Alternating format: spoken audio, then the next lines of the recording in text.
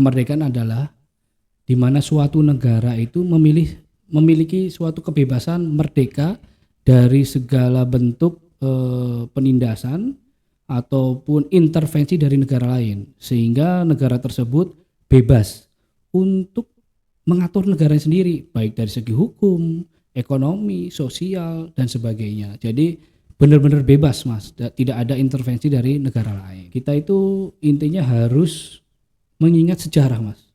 Sejarah, bagaimana sejarah negara ini pada saat kita dijajah sampai dengan kita merdeka saat ini. Jadi kita dengan belajar sejarah itu dapat meningkatkan nasionalisme kita. Oh, ternyata untuk mendapatkan suatu kemerdekaan itu nggak mudah, karena kita benar-benar berdarah-darah saat itu.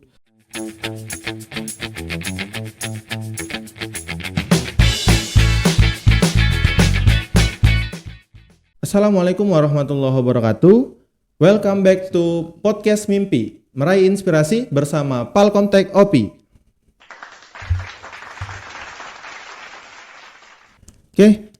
Podcast kali ini bertemakan spesial karena kebetulan sebentar lagi kita akan mengadakan ataupun merayakan Hari Kemerdekaan Republik Indonesia yang ke-79. Oleh karena itu, kita mengundang narasumber spesial pula dari Pengadilan Militer 104 Palembang. Boleh kenalan dulu, Kapten? Baik, terima kasih. Saya izin memperkenalkan diri. Nama saya Kapten CHK Afini Perdana. Saya adalah salah satu hakim militer di Pengadilan Militer 104 Palembang. Oke, jadi Kapten Afini Perdana. Afini Perdana. Iya, itu salah satu hakim di Pengadilan Militer 104 Palembang. Iya, kebetulan Palkomtek OPI dan Pengadilan Militer 104 Palembang ini berdekatan. Ya. Tuh. Nah, untuk cerita sedikit nih mengenai Kapten. Kok bisa sih dari tadi katanya kita sempat ngobrol kan, mulai dari akademi militer nih, terus sempat jadi penerbang dan sekarang bisa jadi hakim tuh gimana ceritanya, Kapten? Oke, ini out of the box ya. Iya. Oke, baik, saya jelaskan dulu. Saya adalah lulusan Akademi Militer 2012, kemudian mendapat kecabangan waktu itu. Saya kebetulan kecabangannya penerbat, yaitu penerbat itu penerbang angkatan darat. Kemudian saya sekolah penerbang selama 2 tahun. Kemudian saya selesai mendapat rating penerbang Bell 412 saat itu. Kemudian pada saat selesai sekolah, saya ditempatkan di pus penerbat dan mendapat surat adanya siswa apabila mau masuk ke Korps Hukum. Saat itu ada namanya Sekolah Tinggi Hukum Militer. Kebetulan saat itu saya ikut tes sekitar tahun 2014 dan alhamdulillah saya lulus. Kemudian saya mengikuti pendidikan Sekolah Tinggi Hukum Militer, Mas. Sekolah Tinggi Hukum Militer selama 4 tahun, yaitu di Jakarta, di Matraman. Selesai dilantik sarjana hukum.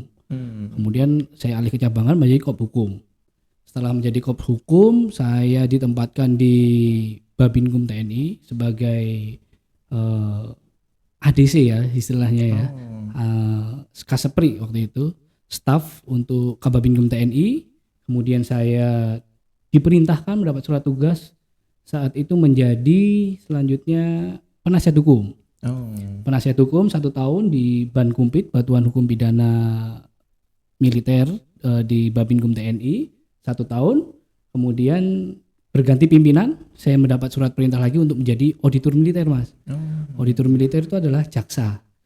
Jadi jaksa militer itu sebutannya auditor militer. Singkat cerita, saya 1 tahun menjadi auditor militer. 2019 menjadi auditor militer. Kemudian di tahun 2022 saya ikut seleksi hakim militer. Dan kebetulan alhamdulillah saya lolos juga hakim militer, pendidikan di Megamendung, Pusdiklat MA Mahkamah Agung di Bogor 1,5 tahun baru dilantiklah menjadi hakim militer. Untuk penempatan pertama kali jadi hakimnya di mana? Ya, penempatan saya pertama adalah di Pengadilan Militer 1 Palembang ini, 104 Palembang. Iya. gitu. Jadi saya salah satu hakim baru Mas di sini. Oh. Baru sekitar 4 bulan setengah lah, 4 bulan setengah. Kalau Kapten sendiri asli orang mana? Saya aslinya orang Semarang campuran Sidoarjo campuran Jakarta Mas. Oh, banyak campurannya. Tapi sudah domisili di Jakarta sekarang. Oh, jadi keluarga ada di Jakarta. Di Jakarta semua. Oke. Nah, Kapten, kan banyak nih orang-orang yang dari basis penerbangan gitu kan. Ya. Malah kadang justru merambah ke pilot komersil kan. Ya. Iya, soalnya ada beberapa contoh juga yang saya lihat beliau itu salah satu TNI AU. Ya. Nah, terus beliau malah sekarang jadi seorang pilot di komersial airlines gitu. Ya. Nah, Kapten nggak tertarik waktu itu untuk merambah ke sana? Enggak, karena saya kepinginnya militan Mas, tetap militan. Okay. Kebetulan istri saya orang hukum juga Mas. Oh. Jadi itu salah satu motivasi saya kenapa saya kepingin masuk hukum, karena waktu itu pacaran sama istri orang hukum. Wah, kayak seru nih. Sekarang kan hukum, sekarang apa-apa pakai hukum, apa-apa pakai berdasarkan hukum, sehingga saya lebih tertarik saat itu. Coba deh saya kop hukum bagaimana sih? Nah, alhamdulillah sekarang terjun di kop hukum ini Mas, dan menjadi hakim militer gitu. Oke, jadi emang pengennya lebih ke militannya. Ya, militan. Kalau udah jadi penerbang sipil kan sipil Mas. Kalau Iya. sekarang tentara ya, Masih tentara jadi masih ya? tentara. Walaupun hakim, sisi lain kita pejabat negara sebagai hakim, tapi sisi lain kita juga seorang militer. Benar, gitu. benar. Oke. Nah, tapi untuk rating penerbangnya sendiri, Cap, apakah masih berlaku kah atau gimana? Udah enggak. Oke. Udah enggak. Berarti kalau rating Bell tuh helikopter ya? Saat itu helikopter, yang penerbang lanjutan saya adalah helikopter. Oke. Nah, ngomong-ngomong masalah kemerdekaan nih. Baik. Iya. Menurut Kapten Afini sendiri, Ya. kira-kira kemerdekaan itu apa sih? Kalau menurut saya pribadi, kemerdekaan adalah di mana suatu negara itu memiliki suatu kebebasan merdeka dari segala bentuk penindasan ataupun intervensi dari negara lain, sehingga negara tersebut bebas untuk mengatur negara sendiri, baik dari segi hukum, ekonomi, sosial, dan sebagainya. Jadi benar-benar bebas Mas, tidak ada intervensi dari negara lain. Itu sih kalau menurut saya kalau tentang kemerdekaan. Iya, jadi merdeka tuh simpelnya bebas ya. Bebas. Iya, dan istilahnya bisa mengatur dirinya sendiri Mengatur tanpa diri ada sendiri. intervensi orang lain. Iya, betul. Tuh. Untuk nih, misalnya generasi muda nih, kadang kan sering bahas tentang jiwa nasionalisme gitu. Oke, kalau Kapten kan ada latar belakang tentara gitu kan, sedangkan masyarakat sipilnya kan beragam latar belakangnya, ada dari pendidikan atau apa. Gimana sih kami sebagai masyarakat biasa itu dalam meningkatkan jiwa rasa nasionalisme kami gitu? Ya, baik, paling utama sekali ya untuk nasionalisme kita itu intinya harus mengingat sejarah Mas. Sejarah, bagaimana sejarah negara ini pada saat kita dijajah sampai dengan kita merdeka saat ini. Jadi kita dengan belajar sejarah itu dapat meningkatkan nasionalisme kita. Oh ternyata untuk mendapatkan suatu kemerdekaan itu nggak mudah, karena kita benar-benar berdarah-darah saat itu, baik TNI-nya maupun rakyatnya Indonesia bersatu untuk memperjuangkan Indonesia. Kemudian untuk meningkatkannya, salah satu contoh, kita sebagai generasi penerus ya Mas ya, kita dapat mengharumkan nama Indonesia dengan cara kita berprestasi. Contohnya yang baru-baru ini ya, kita mendapatkan 3 medali emas kalau nggak salah Mas waktu itu. Kita meraih medali juara 1 panjat tebing. Satu panjat tebing, 1 angkat besi dan bronzi, satunya lagi bulu tangkis, badminton. Iya, betul. Itu kan salah satu kita menunjukkan nasionalisme. Benar. Jadi kita karena udah nggak ada perang lagi nih Mas. Iya, benar. Jadi kita harus tunjukin nih negara kita tuh negara yang kuat, negara yang hebat, nggak bisa dilihat sebelah mata lah gitu loh Mas, menurut saya. Iya, apalagi kan kalau di negara-negara lain kan itu ada wajib militer gitu kan. Militer. Iya, sedangkan di Indonesia ini nggak ada. Makanya kadang generasi muda tuh bingung, ini jiwa nasionalisme ini harus ditumbuhkan lewat mana gitu, atau dipupuk lewat mana gitu kan. Oke. Nah, terus untuk kemerdekaan sendiri itu kan kadang berbeda-beda dalam merayakan gitu kan. Kadang generasi yang di atas itu merayakan seperti ini gitu kan. Baik. Generasi yang muda merayakan seperti ini gitu. Kira-kira menurut Kapten sendiri, Ya. apa yang terlihat jelas perbedaannya antara generasi, bisa dikatakan generasi atas sama generasi bawah lah dalam merayakan kemerdekaan gitu? Iya. Mungkin saya boleh nggak Mas? Saya membagi generasi ini dengan sebagai PNS, ASN, militer dengan orang sipil gitu. Boleh nggak? Boleh. Karena saya bingung nih kalau generasi atas sama generasi bawah ya kan. Benar. Jadi contohnya seperti kami yaitu TNI Polri maupun ASN biasanya untuk merayakan kemerdekaan kami harus upacara Mas, upacara bendera secara khidmat dan itu wajib karena kita sudah diperintahkan untuk upacara kan harus kita datangi. Kemudian untuk masyarakat sipil contohnya ya kita dengan cara merayakan kemerdekaan ataupun memiliki jiwa kemerdekaan itu dengan contoh kecil aja Mas sebagai masyarakat sipil mungkin orang sipil ya karena nggak upacara itu dengan kita memasang bendera aja Mas, bendera di depan rumah. Kemudian kita nanti pasti kalau di kenegaraan itu di Istana Negara ada upacara kan Mas, kita bisa melihat secara khidmat bersama keluarga kita, anak istri kita yang mungkin orang-orang sipil juga, sehingga kita tahu kita dan memiliki rasa mengerti, oh ini negara saya nih, negara saya merdeka. Jadi sama-sama merasakan. Terus di sisi lain juga bisa adanya lomba-lomba Mas. Iya, kita ikut tuh lomba-lomba, ikut memeriahkan. Biasanya saya juga habis upacara di kantor, pulangnya saya ikut gabung tuh Mas di komplek Mas, ikut lomba-lomba. Nah kita orang sipil ya kita ikut meriahkan tuh lomba-lomba sehingga semangat oh ini perayaan kemerdekaan. Iya betul. Demikian Mas menurut saya. Tuh. Nah terus kadang di sisi lain kadang banyak cerita-cerita di luar sana kayak katanya banyak orang-orang tuh sudah kurang dalam menghargai jasa-jasa para pahlawan yang terdahulu katanya gitu. Nah, menurut Kapten sendiri gimana sih cara yang tepat gitu atau cara yang baik dalam menghargai jasa-jasa para pahlawan yang telah mendahului kita, yang telah memperjuangkan kemerdekaan gitu kan? Kan jasa-jasanya harus kita kenang sampai kapanpun kan? Karena beliau sangat-sangat berjasa dalam kemerdekaan ini. Baik. Hal itu bisa kita mulai dari hal salah satunya kalau kami militer itu ada namanya ziarah Mas. Ziarah ke makam pahlawan. Selain ziarah di situ, mungkin masyarakat sipil juga boleh kok. Kalau menurut saya itu kita masyarakat sipil di sini juga ada taman makam pahlawan ya. Ada. Nah itu kita bisa datang ke sana mendoakan beliau, salah satu penghormatan kita. Kemudian kita juga harus saling toleransi di antara masyarakat. Kemudian kita mengenang jasa-jasanya dengan melihat nilai-nilai kemerdekaan itu sendiri, bagaimana perjuangan itu sendiri, itu mungkin salah satu hal-hal yang bisa membuat kita lebih menghargai para pejuang ya Mas ya, ataupun yang terdahulu dari kita itu. Iya, malah kadang kita tuh nggak kenal sama pahlawan nasional daerah kita sendiri gitu kan. Makanya harus tahu sejarah ya kan Mas, harus belajar sejarah itu. Makanya kalaupun nantinya kita tuh ada acara mungkin lebih cocoknya kayak pengenalan pahlawan nasional siapa gitu.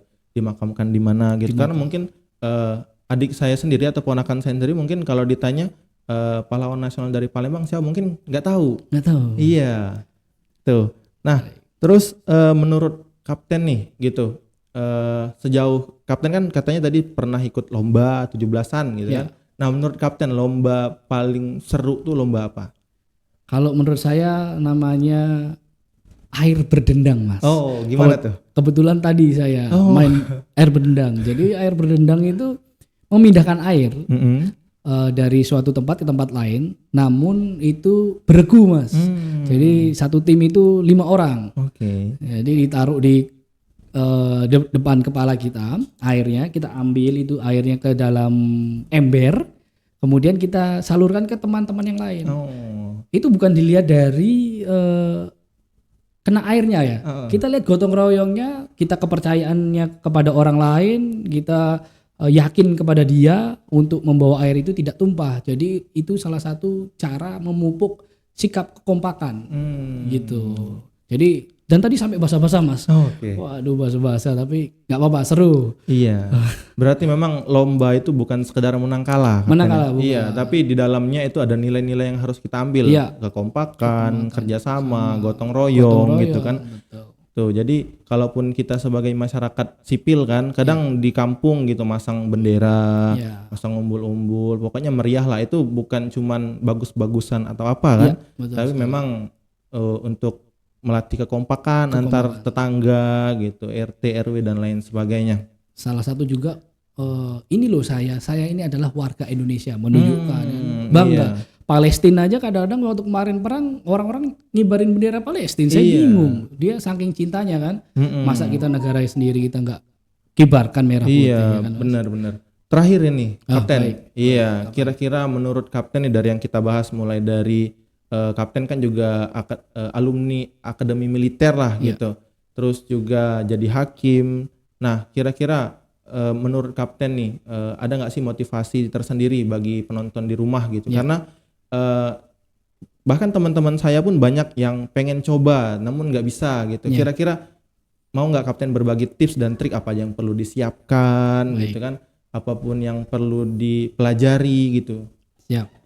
Untuk apa nih? Untuk kemerdekaan atau untuk jadi akmilnya nih? Untuk jadi akmil dulu, nanti baru kita closing tentang kemerdekaannya. Oke. Kalau untuk jadi akmil itu tentunya pada saat saya memang untuk sekolah tersebut harus disiapkan Mas dari awal. Yaitu pertama dari segi pendidikan, yaitu harus IPA. Sehingga saya waktu itu kelas 1 SMA itu sudah ikut bimbel bagaimana caranya saya masuk kelas 2 itu IPA. Kemudian nilainya akademis juga harus 7,5. Jadi saya maintain itu semua nilai saya. Kemudian dari sektor pendidikan akademik ya. Kemudian dari segi kesehatan saya juga ikut bimbel Binjas, pembinaan jasmani itu. Bahkan orang tua saya juga menitipkan kepada guru olahraga. Teman-teman lari 3 putaran Mas. Karena saya punya niatan ke arah sana masuk pendidikan. Saya 15 putaran. Jadi ditonton sama teman-teman. Fisik juga harus kuat. Kemudian ulangi itu fisik, kemudian kesehatan. Nah, kesehatan juga kita harus siap medical check up terlebih dahulu sebelum kita seleksikan. Kita siapkan apa saja yang harus kita perbaiki. Contoh mata saya juga lesik Mas. Mata saya di laser. Gigi saya bolong, saya ditambal. Kemudian kaki saya varises, saya disuntik waktu itu. Tapi emang itu semua perjuangan. Kemudian yang ketiga psikologi Mas. Salah satunya militer itu harus memiliki psikologi yang baik. Maksudnya dalam arti ya tidak memiliki penyimpangan pemikiran daripada orang lain. Biasanya kan ada yang ke arah keagamis sekali, ada yang ke arah apatis dan sebagainya. Nah, tentara itu netral Mas. Tentara itu harus netral. Nah, itu psikologi harus kita siapkan juga. Kemudian yang paling terakhir yaitu adalah restu dan doa dari orang tua. Tentunya itu, karena tanpa restu orang tua kita mungkin nggak akan bisa juga Mas. Kalau kita udah berusaha orang tua enggak deh, jangan jadi tentara. Itu kan kita jadi nggak lulus mungkin. Iya, sebenarnya itu adalah kunci utamanya. Iya, kalau orang tua nggak ridho susah juga. Ya, betul. Nah, mungkin info sedikit Kapten untuk pendidikannya berapa lama tuh hingga sampai jadi tentara? Nah, kalau kami Akademi Militer sejak tahun 2007 itu sudah mulai pendidikan 4 tahun Mas. Karena kami setara S1.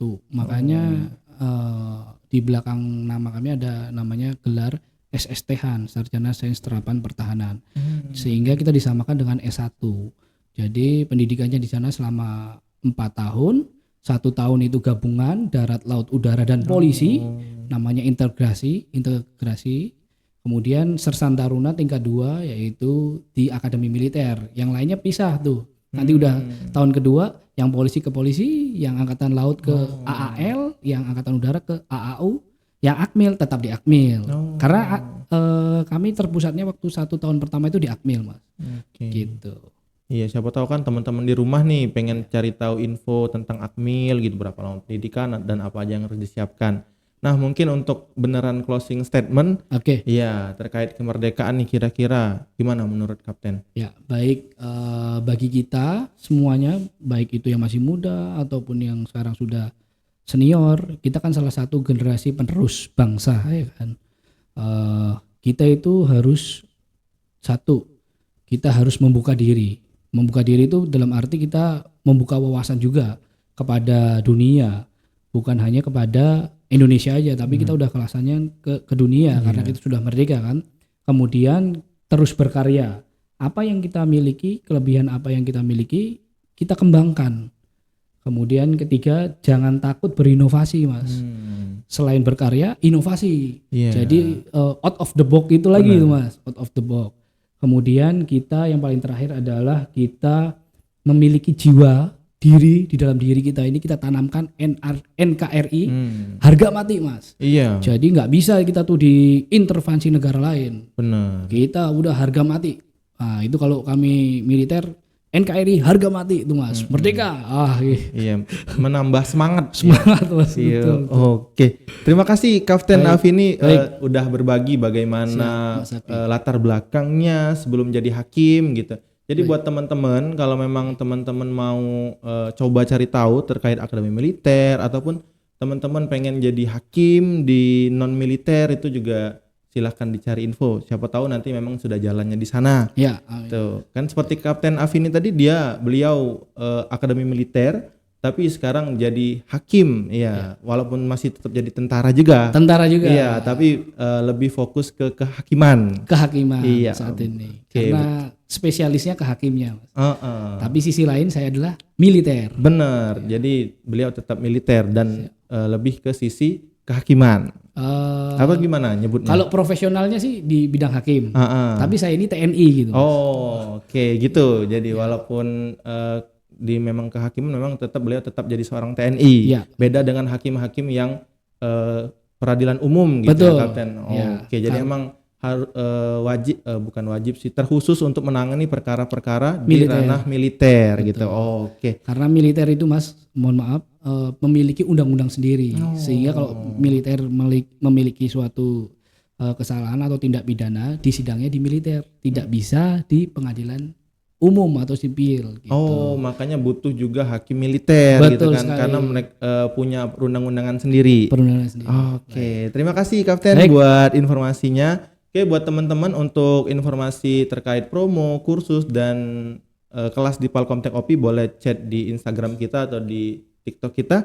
Saya selaku host pamit undur diri. Wassalamualaikum warahmatullahi wabarakatuh. Waalaikumsalam warahmatullahi wabarakatuh.